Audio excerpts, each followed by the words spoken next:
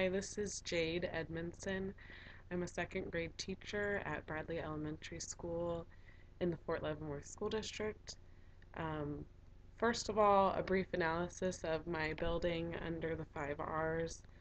We have actually already started this as a staff with evaluating our school specifically on each of the rubrics and identifying the areas, specifically what we sort of would rank ourselves as, so that we can start making goals for accreditation. So, based off of the work we've already done as a staff, we felt like we were modeling in just a few areas. We had a few areas of no evidence or the implementing, but I would say for the most part, we were sort of in the middle ones, implementing, transitioning. We would score ourselves sort of right down the middle in a lot of those areas.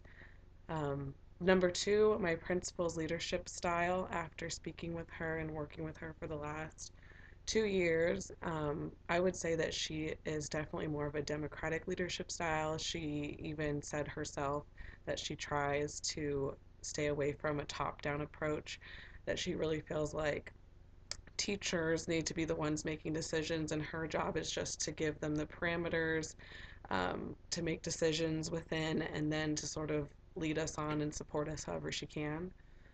And number three, the areas that we identified as being sort of our lowest areas, either no evidence or implementing.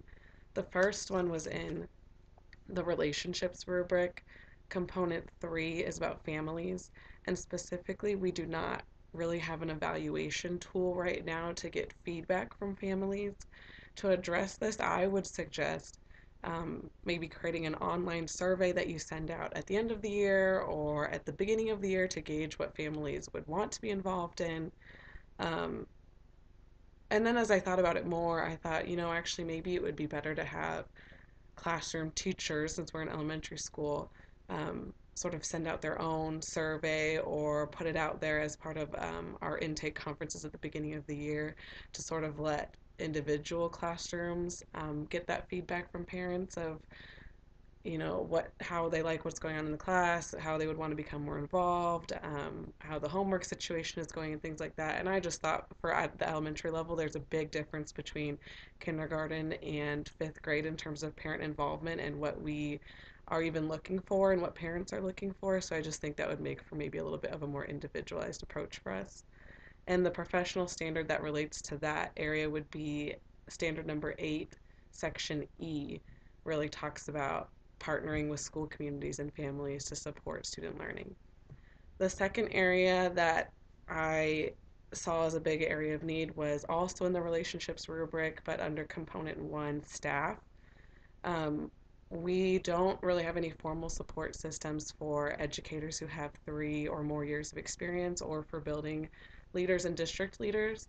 To address this, I would suggest an idea that I've seen done at other districts that I've worked at in the past, where they sort of have a day once a semester at least where you can voluntarily sign up as a teacher with any years of experience to sort of spend a half day going around and observing other teachers in a small group and going into classrooms for 15 minutes here, 15 minutes there, and then having discussions afterwards.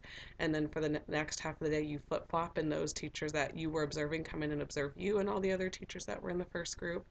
I can't remember what they called that, but our school doesn't have any system like that at all, and I feel like that would be a really great experience that a lot of us are missing out on, not being able to see what's going on in the other classrooms during the day as we're teaching. The professional standard that relates to that would be number 7, section G, talks about providing opportunities for your staff to collaborate, to learn together, to give each other feedback and reflect. And the last area that I saw we really needed to work on was in the relevance rubric.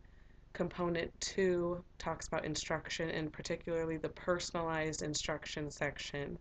Right now, our district does not really have a set structure that they use for student interventions and the student intervention team. So I would suggest creating more of a set timeline and measurable goals for the interventions that they ask us to do with students, just to sort of quicken the process to evaluate whether those interventions are working or whether they are not. And the professional standard number 5 would be the one that addresses this. Section C talks about providing coherent systems of academic and social supports for students. So anyways, I look forward to hearing about your guys' schools. I'm sure it'll be interesting to see how all of us have totally different experiences and strengths and weaknesses. Thank you.